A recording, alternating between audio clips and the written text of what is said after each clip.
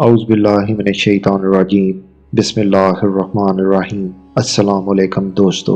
ہر عہد کا ایک اجتماعی شعور ہوتا ہے جو اس دور کے اہم فیصلوں پر اثر انداز ہوتا ہے۔ وہ شعور اس عہد کی ضروریات اور تقاضوں کو بہتر انداز میں جانتا ہے۔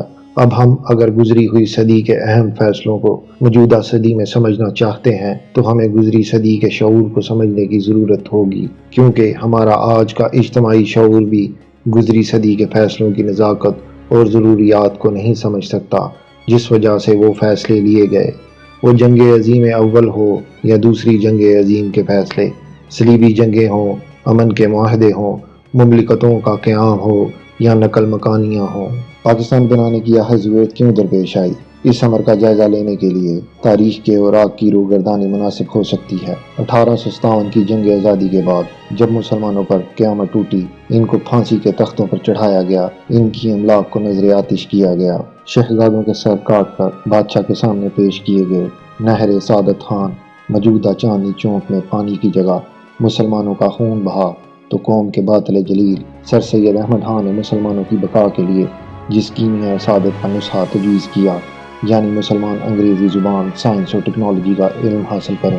اس میں اپنوں کی غداری کے ساتھ اردو ہندی کا تنازع ہندوؤں نے کھڑا کیا۔ اردو فارسی کو دفتری زبان کے طور پر تبدیل کرنے کی مہم چلائی گئی۔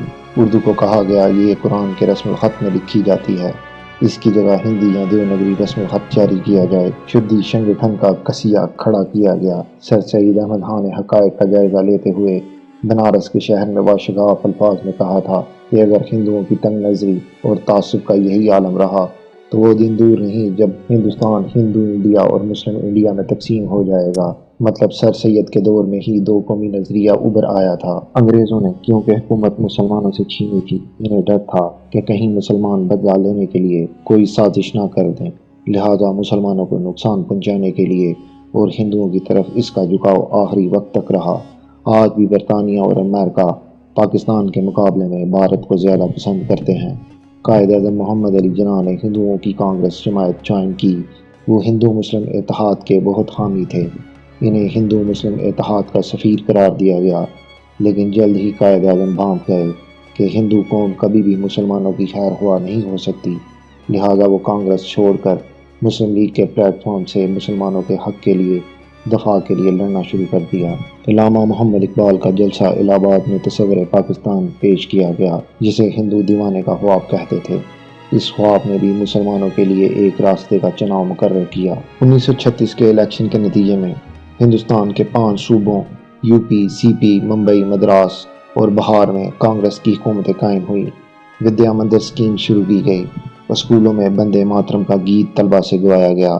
بندے ماترم کے گیت میں مسلمان حکمرانوں کے مظالم اور تضحیک کا ذکر ہوتا تھا۔ وردہ اسکیم آف ایجوکیشن رائج کی گئی۔ اردو کو مٹانے کی تمام سازشیں جاری رہیں۔ گرام سدھار کی اسکیم کے ذریعے مسلمان زمینداروں کو زمینوں سے بے دخل کیا گیا۔ کسانوں میں ان کی زمین بانٹ دی گئی۔ بہار میں کیونکہ ذمہ دار زیادہ تر ہندو تھے، وہاں یہ قانون نافذ نہیں کیا گیا۔ گاؤں کشی پر پابندی لگا دی گئی۔ مسجدوں کے آگے عین نماز اور اذان کے وقت شنکھ بجائے جاتے۔ ہندو مسلمان فسادات برپا کیے گئے۔ الغرض 3 سال بعد جب کانگریس کی حکومت ختم ہوئی تو قائد اعظم نے ڈے آف ڈیلیورنس، یوم نجات منانے کا اعلان کیا۔ کلکتہ میں مسلمانوں کے جلوس پر ہندو بلوائیوں نے حملہ کر دیا۔ اس میں بہت سے مسلمان مارے گئے۔ جب نوکھالی میں کچھ ہندو مارے گئے تو جٹ مہاتما جی کے پیٹ میں درد اٹھ آیا۔ گاندھی جی کا تو یہ قول تھا کہ مسلمان یا تو عرب آواروں کی اولاد ہیں یا ہم ہی میں سے تبدیل ہوئے لوگ ہیں۔ ان کی درستگی کا ایک ہی علاج ہے، یا تو انہیں ان کے آبائی وطن عربستان واپس بھیج دیا جائے یا انہیں شدی شنگٹھن کے ذریعے واپس ہندو دھرم میں لایا جائے۔ یہ بھی نہ ہو سکے تو انہیں غلام بنا کر رکھا جائے۔ تحریک پاکستان جب عروج پر تھی تو کانگریس نے کوئٹ انڈیا تحریک کا ہنگامہ برپا کر دیا۔ ریل کی پٹریاں اکھاڑی گئیں، سگنل توڑ دیے گئے، ریلوے اسٹیشنوں کو آگ لگا دی گئی۔ قائد اعظم نے کانگریس کی اس تحریک کے سلسلے میں پیشکش کو مسترد کر دیا کہ پہلے مسلمان ہندو مل کر انگریز کو نکال دیں۔ قائد اعظم نے اسے شاطرانہ چال بتایا۔ جب 3 جون 1947 کو آل انڈیا ریڈیو سے 2 آزاد مملکتوں کا اعلان ہو گیا، پہلی تقریر لارڈ ماؤنٹ بیٹن کی ہوئی۔ بعد میں پنڈت جواہر لال نہرو کی تقریر ہوئی۔ تیسرے نمبر پر قائد اعظم نے قوم سے خطاب کیا اور انتقال اقتدار کو پرامن طریقے پر اپنے انجام کو لے جانے کی اپیل کی۔ اس روز سے ہندوؤں نے مسلمانوں پر حملے کرنا شروع کر دیے۔ پورے ہندوستان میں مسلمانوں کا قتل عام ہوا۔ نئی دلی سیکریٹریٹ میں پارٹیشن کونسل کے اجلاس شروع ہوئے۔ قیام پاکستان کے ہزاروں مسلمانوں کا قتل عام کیا گیا۔ مسلمان عورتوں کی عصمت دری کی گئی، ان کے گھروں کو جلایا گیا۔ جب تقسیم شروع ہوئی، کل انڈیا کا ریزرو 4 ارب روپے نکلا۔ مول تول بحث و مباحثے کے بعد 75 کروڑ پاکستان کے حصے میں آیا۔ 20 کروڑ کی پہلی قسط دے کر باقی رقم روک لی گئی۔ پاکستان کے پاس تو تنخواہ دینے کے پیسے نہیں تھے۔ جو رقم مال اسباب لے کر چلے تھے، راستے میں لوٹ لیا گیا۔ ہمارے لیے تکلیف دہ یہ چیز ہے، مولانا ابوالکلام آزاد، مولانا حسین احمد مدنی، مولانا عطا اللہ شاہ بخاری، مولانا احمد سعید کون سے عالم دین ہیں؟ ان کا احترام، ادب، تقدس اپنی جگہ ہے، وہ وارث الانبیاء ہیں۔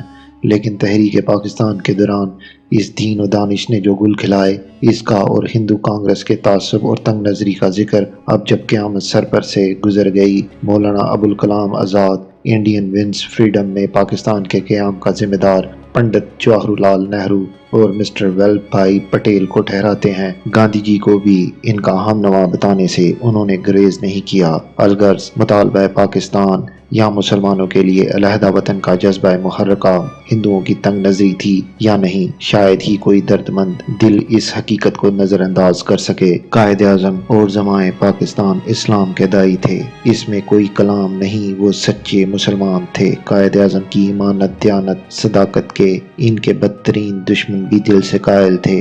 راست گوئی، راست معاملہ گی ان کا شعار تھا، لیکن وہ بقول اقبال گفتار کے غازی نہیں، کردار کے غازی تھے۔ ہماری بد نصیبی کہ ہم نے پاکستان بننے کے بعد تحریک پاکستان کے محرکات کو یکسر گنوا دیا اور ہر برائی کو اپنے دامن میں سمیٹ لیا۔ ناکامی بربادی ہمارا مقدر بن گئی۔ خلیل جبران لبنانی ادیب مفکر نے قول زریں میں کچھ کہا ہے، ہم پر بین صادق آتا ہے۔ وہ کہتا ہے، افسوس اس قوم پر جو عقیدے کے اعتبار سے مالا مال ہو اور مذہب کی روح سے بیگانہ ہو۔ افسوس اس قوم پر جس کے پاس اپنی تاریخ، تہذیب کے کھنڈروں کے سوا فخر کرنے کو کچھ نہ ہو، اور جو اس وقت تک بغاوت کرنے پر آمادہ نہ ہو جب تک پھانسی کا پھندا اس کی گردن میں نہ پڑ جائے۔ افسوس اس قوم پر جو ٹکڑیوں میں بٹی ہو اور ہر ٹکڑا خود کو علیحدہ قوم سوچتا ہو۔ خدا سے دعا ہے کہ ہم پاکستانیوں کو ایک قوم بننے کی توفیق عطا فرمائے اور پاکستان کی ترقی میں اپنا حصہ ڈالنے کی توفیق عطا فرمائے، آمین۔ دوستو، اگر آپ کو ہماری یہ ویڈیو پسند آئی تو اسے لائک کریں، شیئر کریں اور کمنٹ باکس میں اپنی رائے کا اظہار ضرور کریں۔ اگر آپ نے ہمارے چینل کو ابھی تک سبسکرائب نہیں کیا تو اسے سبسکرائب کر دیں۔ آئندہ پھر حاضر ہوں گے ایک نئی ویڈیو کے ساتھ۔ اللہ حافظ۔